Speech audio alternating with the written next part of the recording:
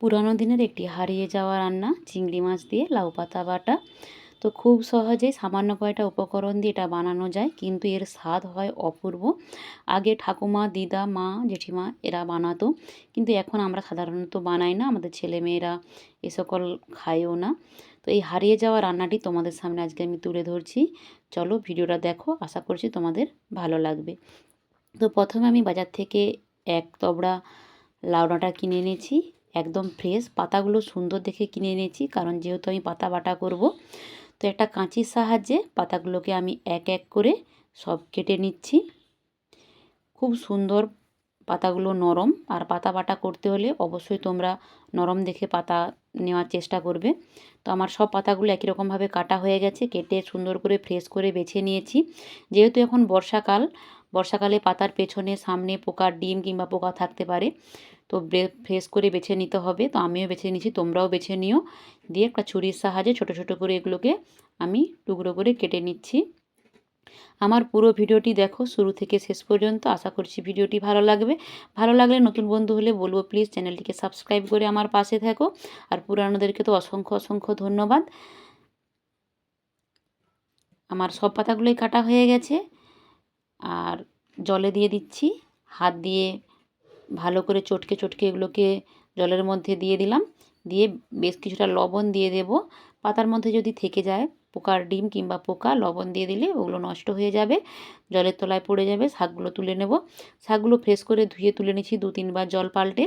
তারপর গ্যাসে একটা কড়াই বসিয়ে দিয়েছি। কড়াই বসিয়ে 3 থেকে 4 টেবিল চামচের মতো সর্ষের তেল দিয়েছি, হাফ চামচ কালো জিরে দিয়েছি, 7-8টা রসুনের কোয়া দিয়েছি, আর 4টে মতো আমি কাঁচা লঙ্কা দিয়ে দিচ্ছি। তোমরা যেমন ঝাল খাবে সেরকম দেবে। রসুনটা যদি বেশি দিতে চাও অবশ্যই দিতে পারো। আর আমি 10-12টা মতো চিংড়ি মাছ দিয়ে দিলাম মাঝারি সাইজে, তোমরা তোমাদের পছন্দ মতো দিতে পারো। দিয়ে ভাজা হয়ে যেতে আমি ওই ধুয়ে রাখা শাকগুলো দিয়ে দিলাম ওই কড়াইয়ের মধ্যে। দিয়ে পরিমাণ মতো লবণ দিয়ে দিলাম, 1 চিমটি হলুদের গুঁড়ো দিয়ে দিলাম।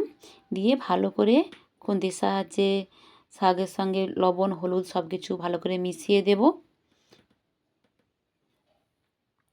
আমার ভালোভাবে একটু মেশানো হয়ে গেছে। এবার আমি ঢাকনা দিয়ে একেবারে লো ফ্লেমে 10 মিনিট মতো রেখে দিয়েছিলাম। 10 মিনিট পরে ফিরে এসে ঢাকনাটা খুলেছি। দেখো শাকটা অনেকটাই কমে গেছে। তাই লবণ দেওয়ার সময় অবশ্যই ধ্যান রাখতে হবে যে অল্প পরিমাণে লবণ দিতে হবে, কারণ শাকটা সেদ্ধ হয়ে গেলে অনেকটাই কমে যাবে। তো এরকম একটা ভাজা ভাজা হয়ে গেছে। এবার আমি এটাকে নামিয়ে নেব। একটা আমি থালায় নামিয়ে নিচ্ছি। আমার সবগুলো নামানো হয়ে গেছে। এবার আমি আধ ঘন্টা মতো অপেক্ষা করব, ঠান্ডা হতে দেব। ঠান্ডা হলে আমি শিলপাটায় বাটবো। তো আমার ঠান্ডা হয়ে গেছে। এবার আমি একটা শিলপাটা নিয়ে নিয়েছি। শিলপাটার মধ্যে ওই লাউ পাতা আর চিংড়ি মাছের যেটা রেডি করেছিলাম সেটা দিয়ে দিলাম। দিয়ে ভালো করে আমি এটাকে বেটে নিচ্ছি মিহি করে। তোমরা চাইলে মিক্সিতে বাটতে পারো, কিন্তু শিলপাটাতে বাটলে এর স্বাদ সত্যি অসাধারণ হয়। তো আমি শিলপাতাতে বেটে নিচ্ছি। অল্প পরিমাণে চিনি দিলাম, হালকা মিষ্টি লাগলে, হালকা ঝাল লাগলে খেতে ভালো লাগে। তো দিয়ে সব পাতাগুলোই আমার একই রকমভাবে বাটা হয়ে গেছে।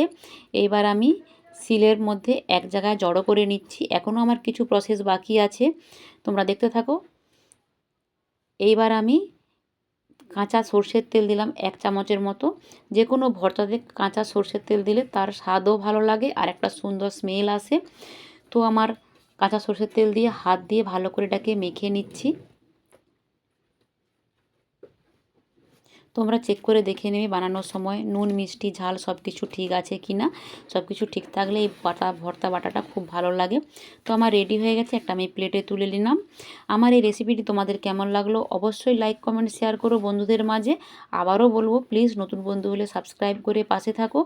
সবাই ভালো থেকো, সুস্থ থেকো, প্রত্যেকের পরিবারের খেয়াল রেখো, আর আমাকে সাপোর্ট করো।